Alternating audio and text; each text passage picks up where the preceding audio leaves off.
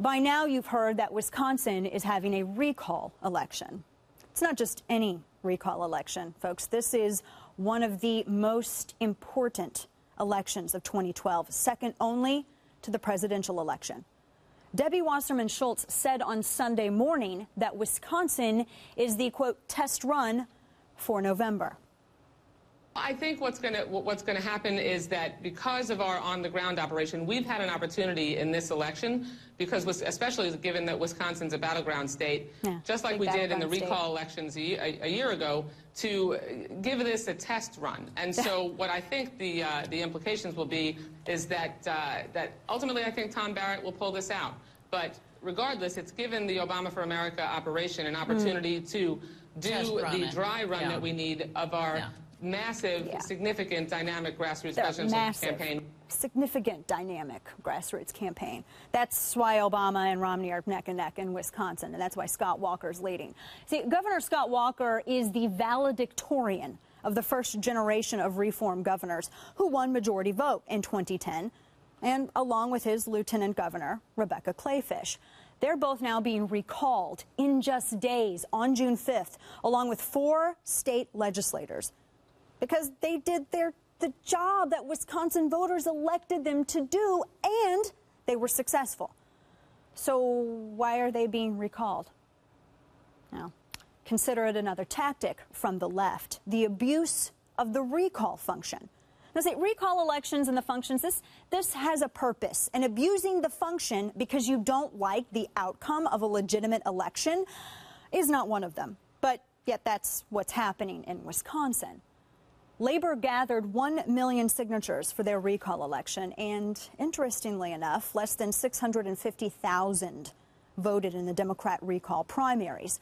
Walker and Kleefisch's reforms have set the state on path to a $154 million budget surplus.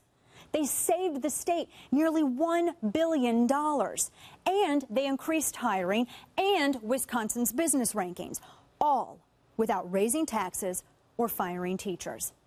Just imagine these results replicated in all 50 states. Every single governor in this country is watching them right now, from Bobby Jindal down in Louisiana, who's facing a battle of his own, to Andrew Cuomo. Now, speaking of Governor Jindal, this morning came word that Louisiana Labor has launched their Recall Bobby Jindal campaign, and they're now holding petition signature drives across the state. If it can happen in Wisconsin, it can happen in your state, and it will happen in your state.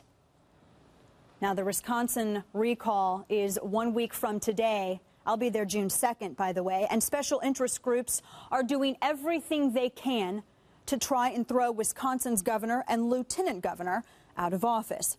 GBTV's Ami Horowitz sat down with Wisconsin Governor Scott Walker for his documentary, Showdown Wisconsin, and asked him what's really at stake if he loses. For the special interests coming in from Washington, they recognize they need to send a message. They need to not only beat me, they need to take me out and send a message to anyone in America that if you cross these special interests, they're coming for you next. If we fail to win this election, if we fail to win this battle, this will set aside any sort of courageous act in American politics, at least a decade, if not a generation. We will hear more from Ami Horowitz later in the program, but now I want to ask this same question to Wisconsin's Lieutenant Governor, Rebecca Kleefisch, who joins us right now via Skype. First of all, Lieutenant Governor, thank you so much for joining us. It's good to have you. But Thanks for having me, Dana. Of course. I have to ask you, what is really at stake here on June 5th? Oh, there's so much at stake. I can honestly say the future of my little girls, but also the future of your kids, the futures of children, the sons and daughters across this country, the children of America, because what you said sounded really ominous. And I'm sure there are people at home who are watching right now saying, oh gosh, she's just trying to spook us. She's trying to scare us, creep us out. But here are the facts. Bobby Jindal was up campaigning with us last week, and he said, listen, I have people from Wisconsin, organizers from Wisconsin, who have traveled down to Louisiana, and they're after me next. They're after Bobby Jindal next. Then they're after your governor and your governor and your governor, your mayor, your county supervisor, anyone who has political courage to stand up to a special interest group and say, I'm not going to be beholden to a special interest. I instead am going to represent we the people, we the parents, the taxpayers, the hardworking families of America.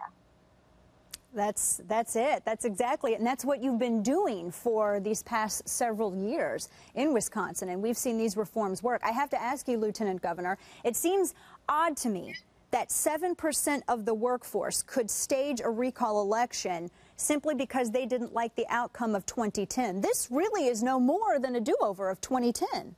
Right, but it's not 7% of our workforce staging this recall. Dana, you and I both know that this is big organized labor, the public sector union bosses, largely, who don't even live in Wisconsin. You know, my opponent is the head of the state firefighters union, and every big independent expenditure that comes out in support of him is coming directly from the big public sector union in Washington, D.C. And so we know that this is not a movement that has been generating momentum on behalf of 7% of our workforce. This is a movement directed by and funded by the big public sector unions outside of Wisconsin. And they are directing it, and they are helpfully funding it. Well, and speaking of them, these big out-of-state union bosses that are really getting involved in Wisconsin politics, your challenger, Malin Mitchell, was handpicked by these out-of-state union bosses as well. And this is a guy, too, who, and we have the copy of the letter here that he had signed, that he sent to Governor Scott Walker and yourself, where they basically said that they're going to boycott about 100 businesses due to these reforms, but yet he denies it. What's your response to that? Well, you can't deny facts, and that letter's been passed around like you wouldn't believe here in Wisconsin, because workers and families are frustrated by that. You know, this is about job creation. This election, this administration is about job creation, but also the families of the state want to talk about job creation as well. They don't want to talk about boycotts. You know, when you ask people to boycott a Wisconsin company, to starve a Wisconsin company of its income so that it is forced to either lay off its workers or shut its doors, I don't understand how that helps Wisconsin workers. You know, Dana, it doesn't help Wisconsin workers. Let's not even be rhetorical about this.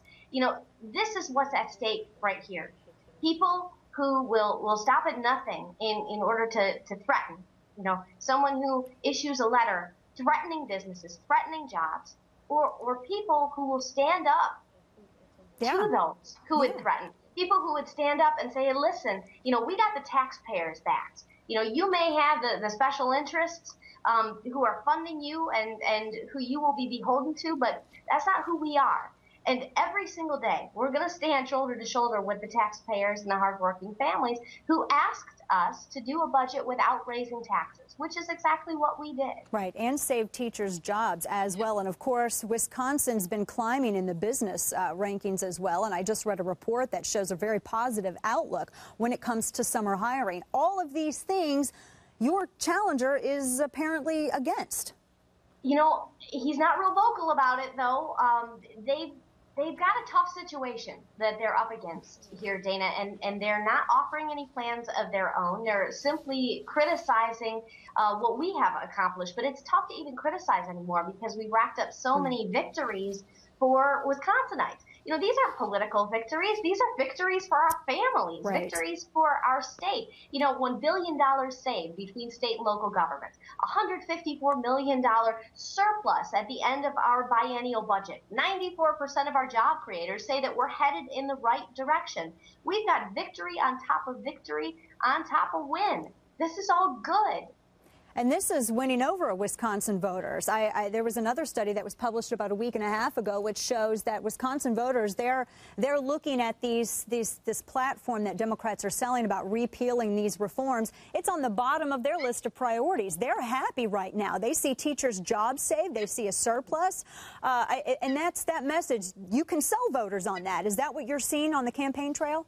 We are. We sense a wonderful tide of momentum here in Wisconsin, but we urge our voters and our supporters not to be complacent, right, because we know that this is a last grasp at power for these special interest groups who are desperate to maintain the grip they have on our government, your government, and our federal government.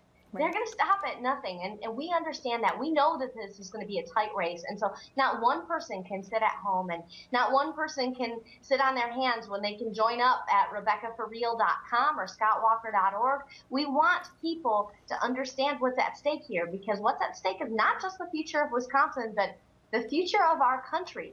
For our opponents to weaponize the recall and use this function of our Constitution in order to exact political revenge on folks they disagree with is something that our founding fathers never intended, Dana. Absolutely. And for those watching, there is a money bomb going on today right now for Wisconsin's Lieutenant Governor Rebecca Kleefisch. Rally for Rebecca is that hashtag. And Lieutenant Governor, I will see you on June 2nd. Thanks so much for joining me this afternoon, and keep up the great work.